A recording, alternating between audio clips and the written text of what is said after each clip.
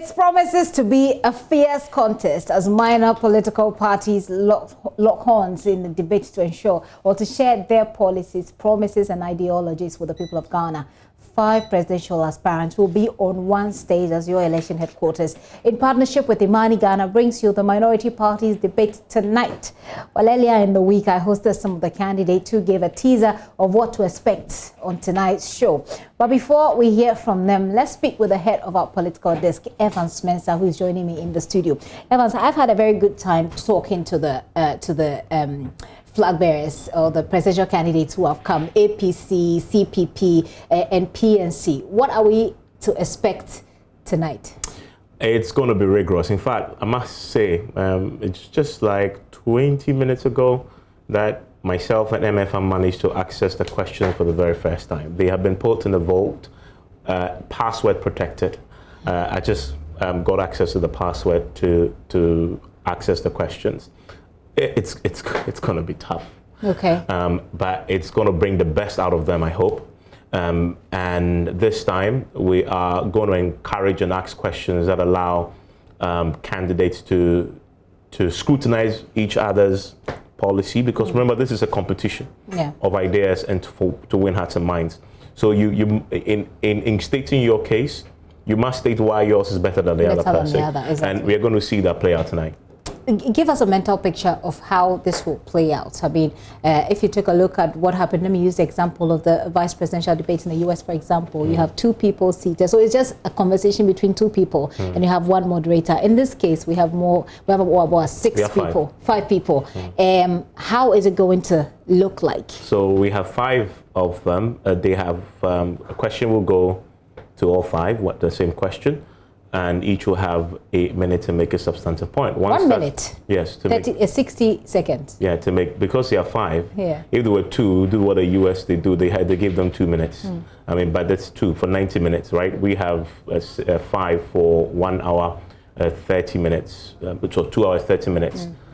So they're going to have a minute to make a substantive point. Once they all finish making their substantive points, we go into the discussion.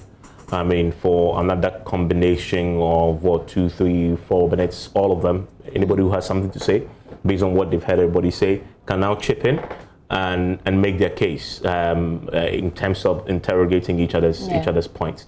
So that's how it's going to go today with all 5.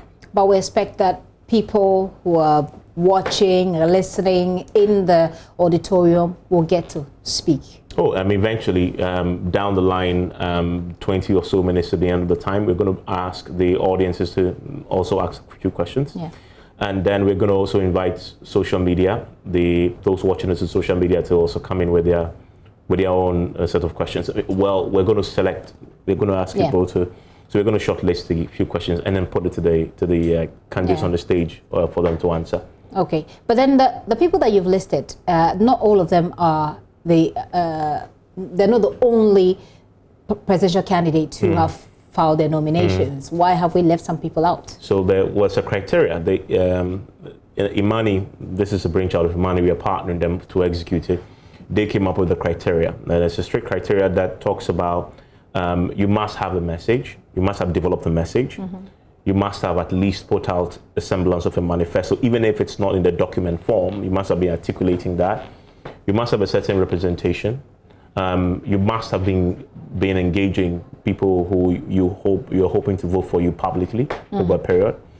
And it's just what it is. I mean, those who didn't qualify didn't meet all the criteria. Didn't meet the criterion, and so they didn't get opportunity to be on.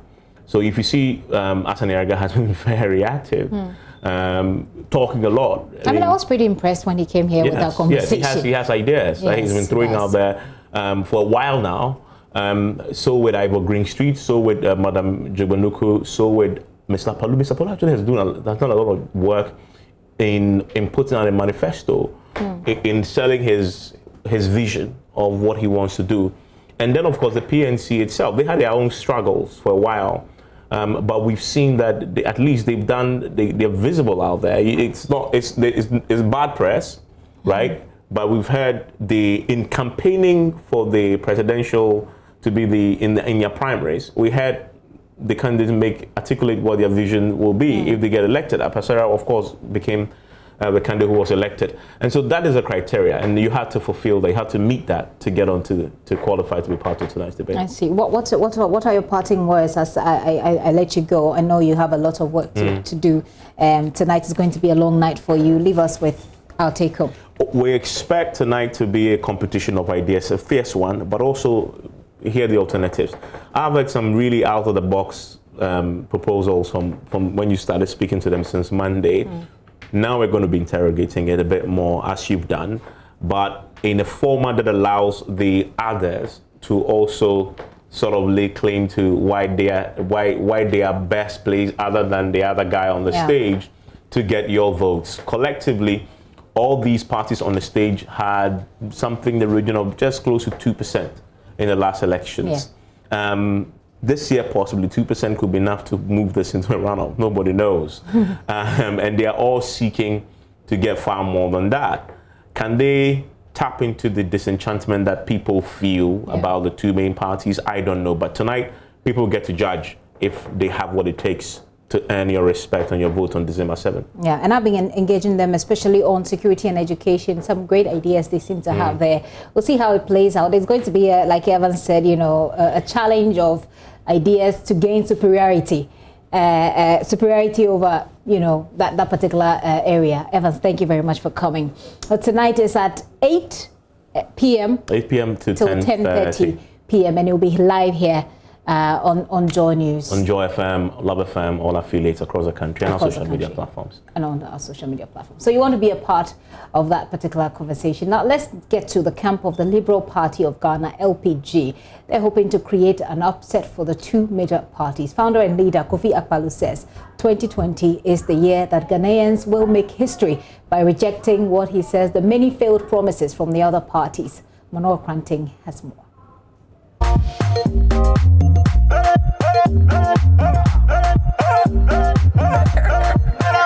Love the beat.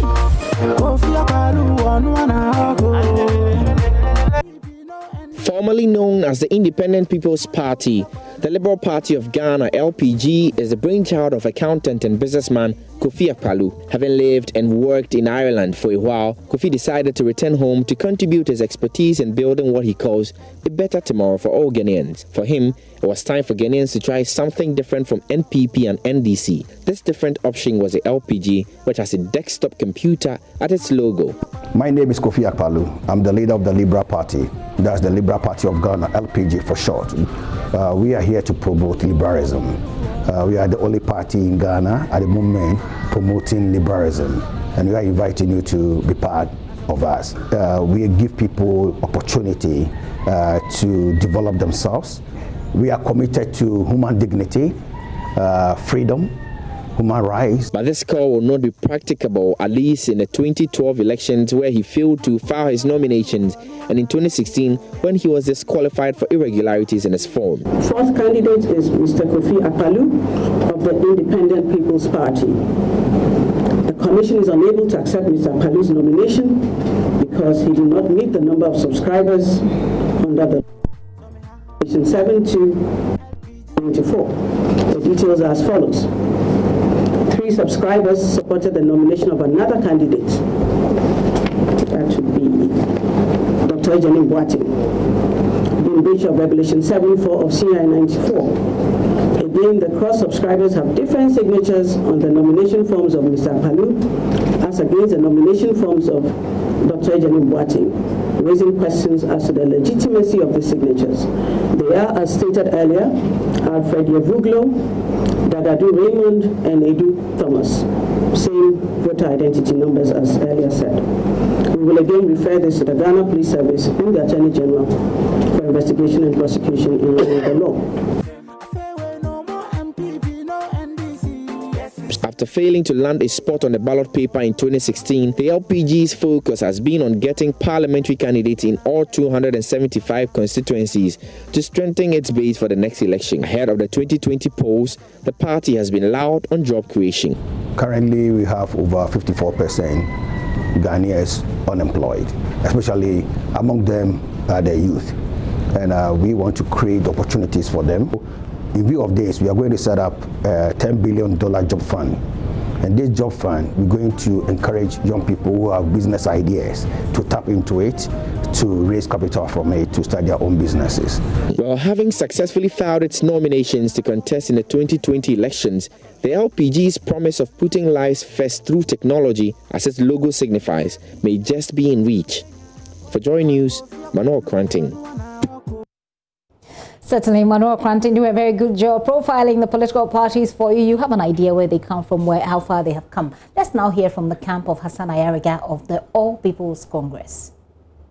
What's your assessment of how the governing NPP has dealt with these security issues? I always give the NPP less than 40% when it comes to security. Why?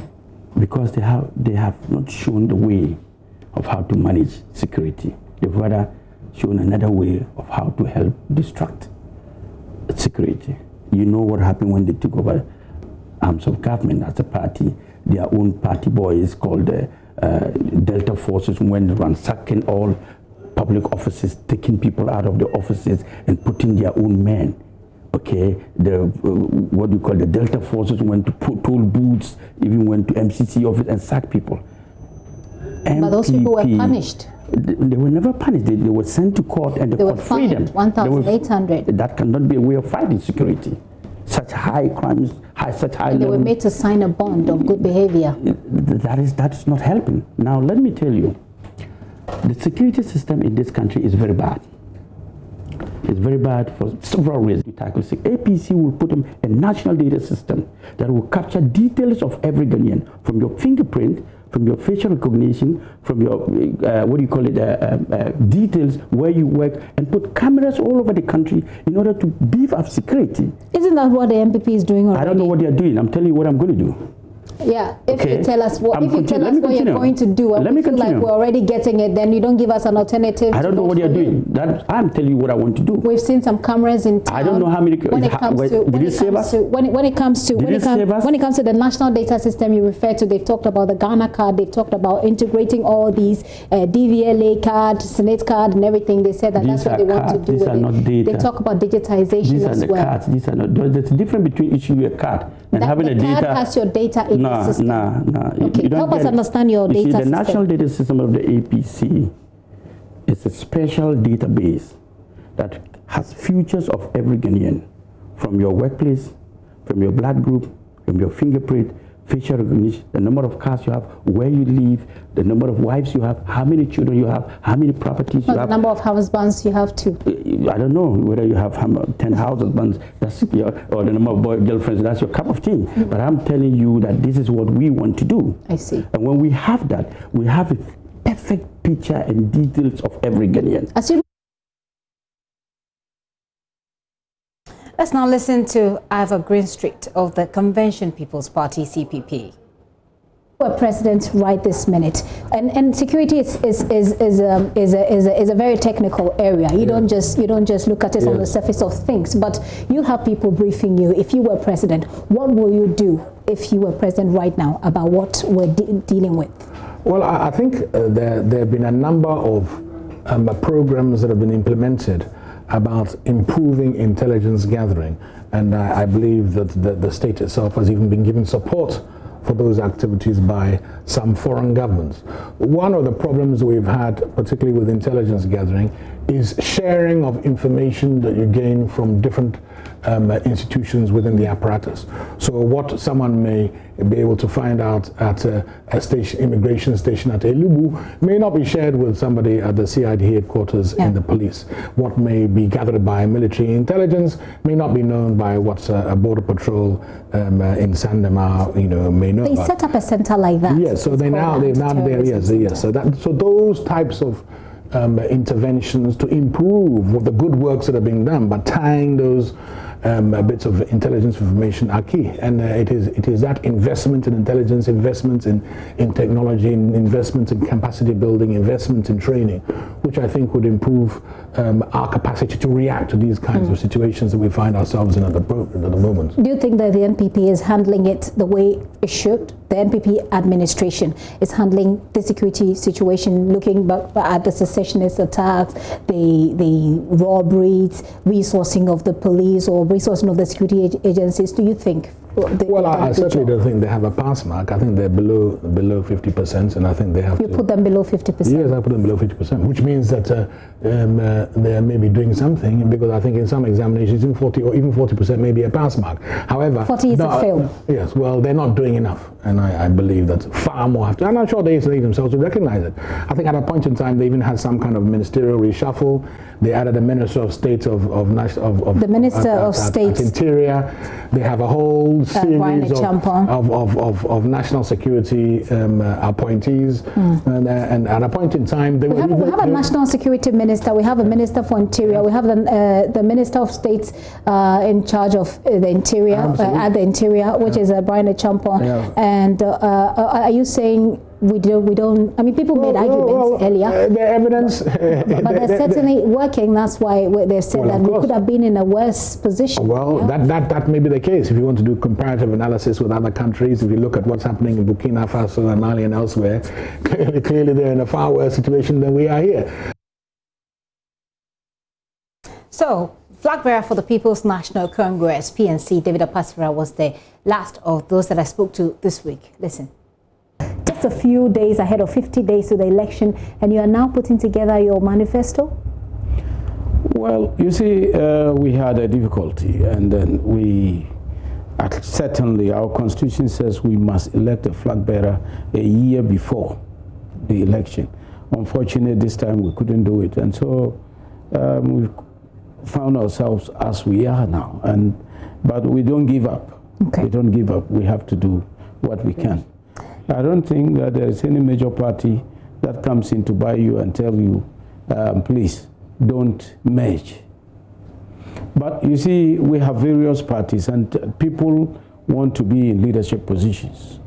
But I don't think that that is a reason why we cannot unite. I think that we are not uniting because we don't want to.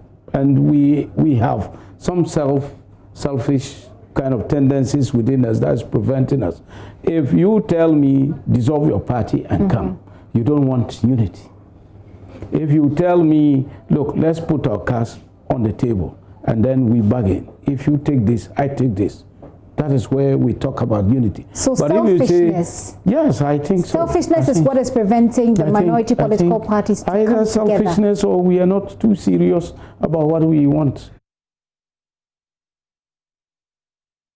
Well, the question still remains, is Ghana ready for any of these political parties? Evans Mensah hosted Bridget Jogbenuku, flag bearer for the PPP. She has been explaining how the party intends to change the 1% score in 2016 to 50 plus 1 vote in 2020.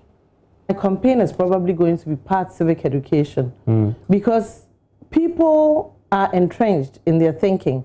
People think, I belong to this party, and therefore, right or wrong, I cannot vote in any other way. And they must be educated to say, you must expect more of your leaders. You must ask more of them. You must really, and I think gradually, after 28 years, people are beginning to understand that. But it's going to take time. And this is probably the year where people are going to vote differently. Really? What about this year? The PPP is here. But you've always been here. You were there in 2016. You had 1% of the votes. Yes. This has been. What has changed in 4 years? It changed from Dr. Indom to, obviously. Dr. Indom arguably had more political clout than yourself. It's not about a matter of political clout. Well, yes, but Bridget Jogbenuku also has a great network of people, a great network of following in Ghana. I've had contact, like I said, I'm a Ghanaian. I've lived all my life in Ghana. I have a network of people I have worked with, and I have a relationship with. And if I start to recount, even from my childhood, where I've lived, the interaction I've had with the people, the values and the qualities I bring to the table, my schoolmates, my primary schoolmates, my secondary schoolmates, my university, they know me as a person. You know. Minority political parties. Well Face Off.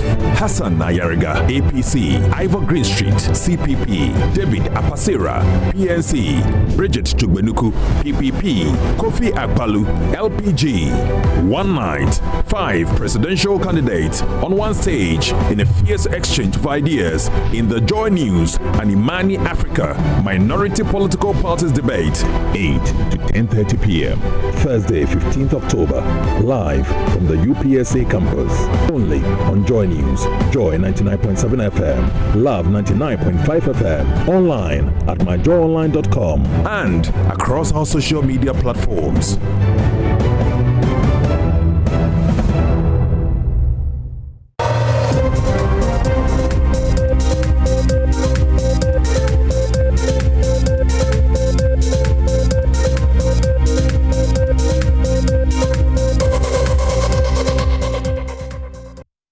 You want to make a date tonight at 8 p.m.